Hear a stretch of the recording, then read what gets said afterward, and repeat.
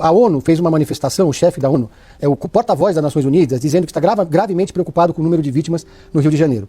De 27 organizações não governamentais, muitas delas reconhecidas internacionalmente, como Sou da Paz, etc., fizeram um documento muito duro contra essa operação patrocinada pelo governo do estado do Rio de Janeiro.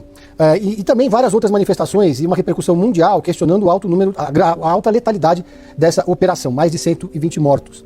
E aí eu pergunto como é que o senhor avalia essas manifestações internacionais que extrapolam o que o senhor disse que são questões ideológicas, porque não dá para dizer que o porta-voz da ONU tem um posicionamento ideológico. Dá para dizer com certeza que todos os 120 mortos nessa operação estavam atirando contra os policiais, que todos os 120 mortos eram da facção? Como identificá-los como sendo da facção? Porque é muita gente e as manifestações de críticas a essa operação não se restringem, não estão circunscritas a um campo ideológico.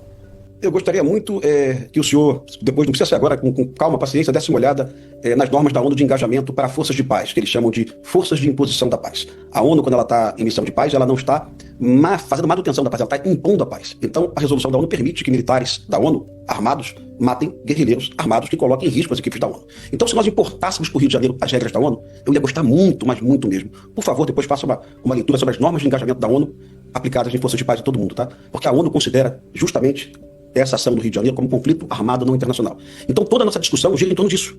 Para muita gente isso é banditismo, mas para verdadeiros especialistas, que não é o Sou da Paz, tá? Isso é uma guerra civil, um conflito de média ou baixa intensidade. Perfeito? Não existe como comprovar que todo mundo ali é bandido, não. Não tem, você tem razão, não tem, né? E também não tem como comprovar se alguém atirou na polícia antes. Na guerra não dá para fazer isso, tá? É uma operação, repito, de guerra. Então é impossível que você identifique quem atirou em cada um desses 120 bandidos, né? Foi um confronto, o BOP estava utilizando armas de apoio de fogo, armas que têm uma cadência de tiro muito rápida, um volume de tiro muito intenso, como tem que ser, porque se o BOP não usa essa arma, o BOP sequer consegue chegar ao local. Então toda a nossa conversa hoje gira em torno do seguinte: para muita gente isso é uma ação típica de polícia, né? E para especialistas isso é uma operação de guerra. Okay? E a partir daí vai ser um debate nacional. A gente vai ter que chamar o Sou da Paz, a ONU, e perguntar para a ONU e para o Sou da Paz. Como é que é para fazer? É para deixar o DOCA lá para sempre?